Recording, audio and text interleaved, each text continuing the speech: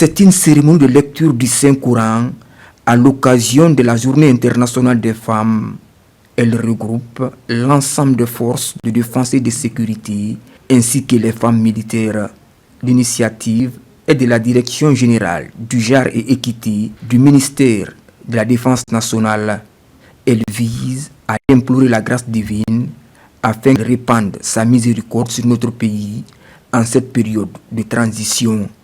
L'événement a mobilisé la chaîne de commandement militaire et plusieurs autres personnalités du pays. C'est à l'occasion du mois de la femme. Vous savez, cette fois-ci, ça a coïncidé au mois saint de Ramadan et au carême des chrétiens. On a jugé nécessaire, au lieu d'aller chanter et danser, de venir implorer Allah. Parce que c'est un mois qu'il faut vraiment profiter pour se rapprocher du Tout-Puissant Allah, de répandre sa miséricorde sur notre pays, de protéger toutes les autorités militaires, notre président de la République, le général Mamadi Doumbouya, de lui donner la force de continuer à le guider sur le droit chemin.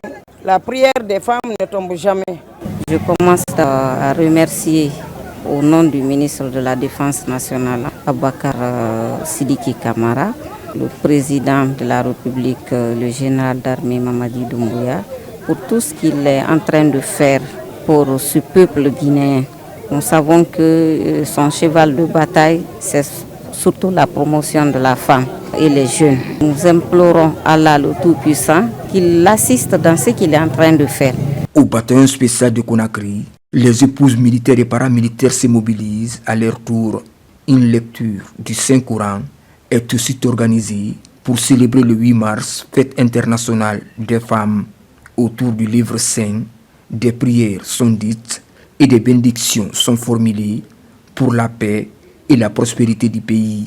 Cette action vise à accompagner les idées de développement du chef suprême des armées, le général Mamadi Doumbouya. On a sollicité d'organiser la lecture du Saint-Coran pour le pays, pour le président et pour toutes les personnes. Les épouses militaires et paramilitaires de la Guinée est dans son idée.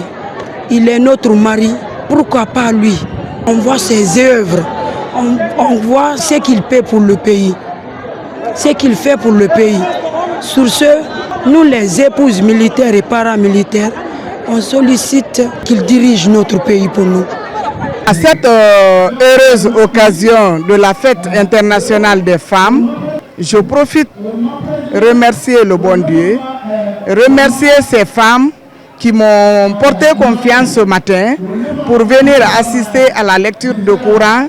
Nous prions le bon Dieu d'accompagner le général, la conviction qu'il a par rapport à sa population, que Dieu l'accompagne dans ça.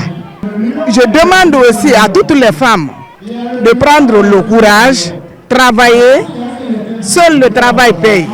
La direction du genre et équité du ministère de la Défense nationale et l'association des épouses militaires et paramilitaires œuvrent pour le rayonnement des femmes. Ces deux structures entendent multiplier de telles initiatives pour consolider la paix et encourager le vivre ensemble dans le pays.